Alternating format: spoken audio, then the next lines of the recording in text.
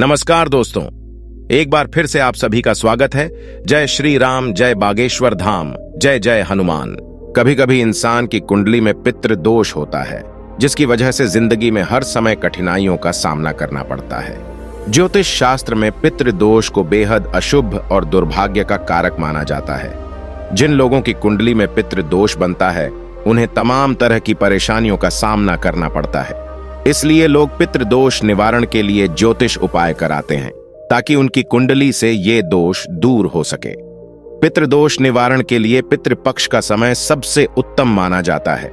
इस समय को पितृपक्ष कहा जाता है और माना जाता है कि पितृपक्ष के इन 3 दिन में पितर धरती लोक पर आते हैं। इस समय तर्पण, पिंड दान और श्राद्ध कर्म करना चाहिए, ताकि पितृ तृप्त हो सकें।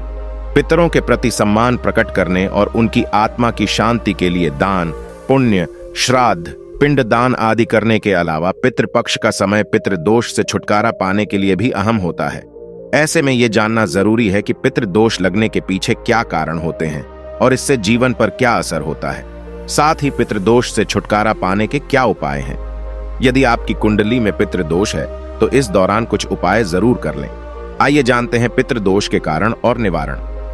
पितृदोष लगने के पीछे धर्म और ज्योतिष में कई कारण बताए गए हैं। साथ ही पितृदोष इसलिए भी अशुभ माना जाता है कि क्योंकि इसका असर पीढ़ियों तक रहता है।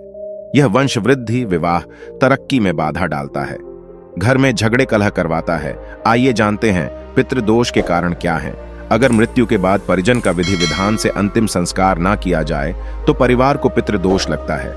इसलिए हमेशा विधि विधान से अंतिम संस्कार करना चाहिए। जब किसी व्यक्ति की अकाल मृत्यु हो जाती है, जैसे जातक आत्महत्या कर ले या दुर्घटना आदि में मृत्यु हो जाए, तो उसका दोष कई पीढ़ियों तक रहता है। इसलिए परिवार में किसी की अकाल मृत्यु हो तो तुरंत पितृ शांति पूजा कर लेना चाहिए। माता पिता का अपमान करने या उनकी सेवा न करने से पूरे परिवार पर पितृ दोष लगता है। मृतक परिजनों का पिंडदान, तर्पण और श्राद्ध न किया जाए तो परिवार को भयंकर पितृ दोष झेलना पड़ता है। इसके अलावा पितरों का अपमान करना, किसी असहाय की हत्या, पीपल, नीम और बरगद के पेड़ कटवाना, जाने अनजाने में नाग की हत्या करना या करवाना भी पितृदोष का कारण बनते हैं। पितृदोष दूर करने के उपाय। पितृदोष से छुटकारा पाने के लिए पितृपक्ष में विधि विधान से तर्पण और श्राद्ध करें। इस दौरान ब्राह्मणों को भोजन कराएं और उन्हें दान दें। साल की हर एकादशी, चतुर्दशी और अमावस्या पर पितरों को जल अर्पित करने से पितृदोष से राहत मिलती है। पितृदोष की शांति के लिए दोपहर में पीपल के पेड़ की पूजा करें। साथ ही पितरों को प्रसन्न करने के लिए पीपल में गंगा जल में काले तिल, दूध, अक्षत और फूल अर्पित करें। ऐसा करने से पितृदोष के कारण हो रहे कष्ट दूर होते हैं। पितृपक्ष के दिन में रोज शाम को घर में दक्षिण दिशा में तेल का दीपक लगाएं। इससे पितृदोष खत्म होता है। यह उपाय रोज करना भी बहुत लाभ देगा। जब भी मौका मिले जरूरतमंद लोगों को भोजन कराएं, उन्हें दान दें, गरीब कन्या के विवाह में मदद करें। इससे पितर खुश होते हैं। घर में दक्षिण दिशा में पितरों की तस्वीर लगाएं और रोज भगवान की पूजा करने के बाद पितरों से अपनी गलती की क्षमा मांगें। इससे पितृ दोष का प्रभाव कम होने लगता है। श्राद्ध का महत्व। श्राद्ध के जरिए पितरों की तृप्ति के लिए भोजन पहुंचाया जाता है और पिंड दान व तर्पण कर उनकी आत्मा की शांति की कामना की जाती है। श्राद्ध से जो भी कुछ देने का हम संकल्प लेते हैं, वह सब कुछ उन पूर्वजों को अवश्य प्राप्त होता है और पूर्वज परिवार को खुशहाली का आशीर्वाद देते हैं। जिस तिथि में जिस पूर्वज का स्वर्गवास हुआ हो, उसी तिथि को उनका श्राद्ध किया जाता है। जिनकी परलोक गमन की तिथि ज्ञान न हो, उन सबका श्राद्ध अमावस्या को किया जाता है।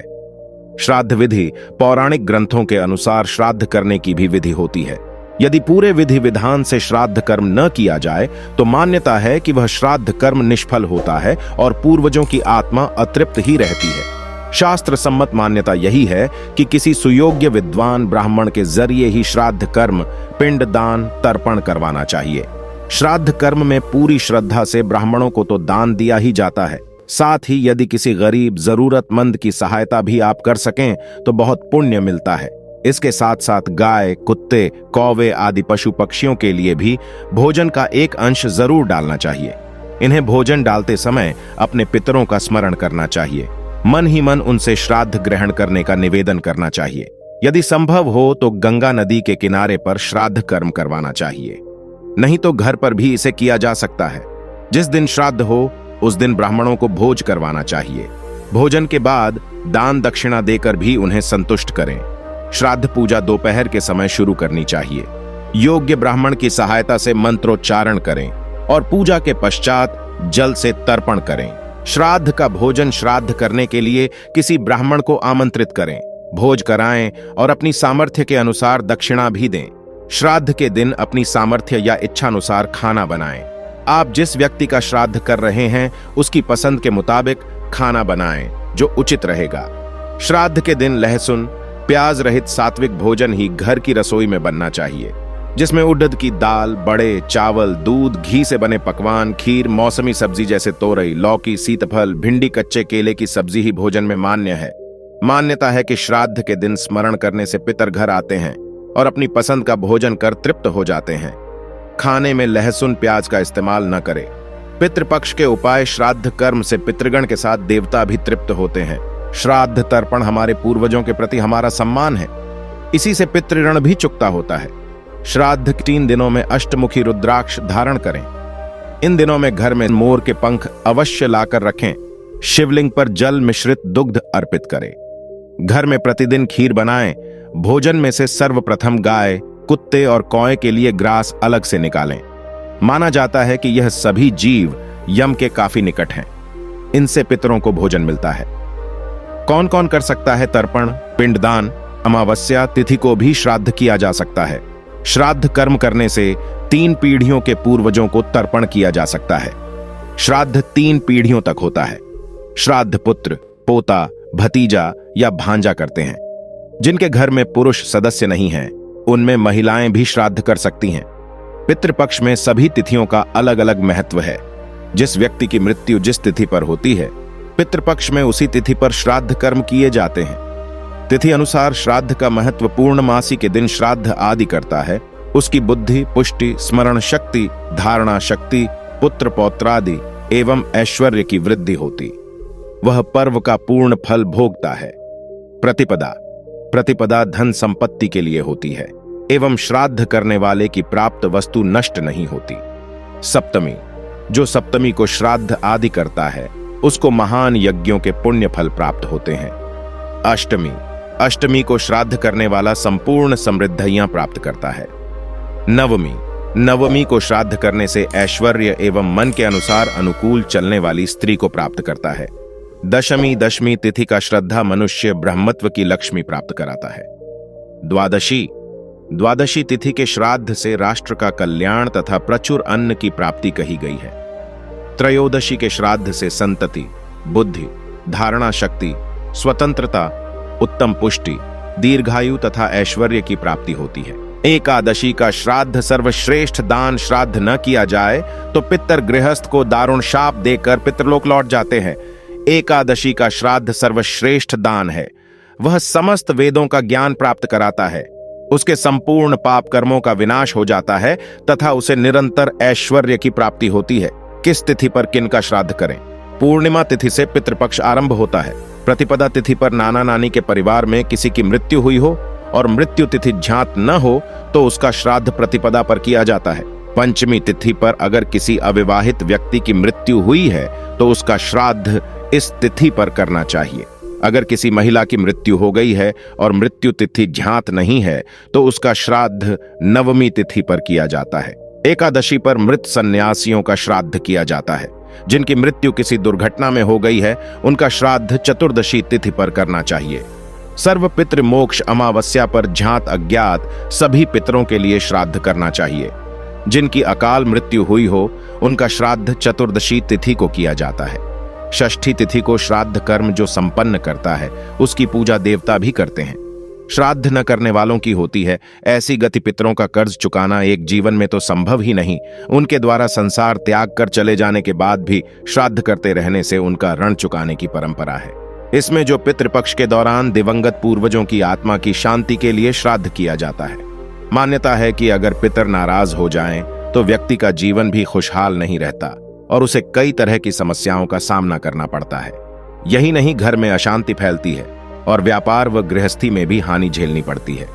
ऐसे में पितरों को तृप्त करना और उनकी आत्मा की शांति के लिए पितृपक्ष में श्राद्ध करना जरूरी माना जाता है। श्राद्ध भोजन के लिए इन जीवों का ही चुनाव क्यों किया गया है?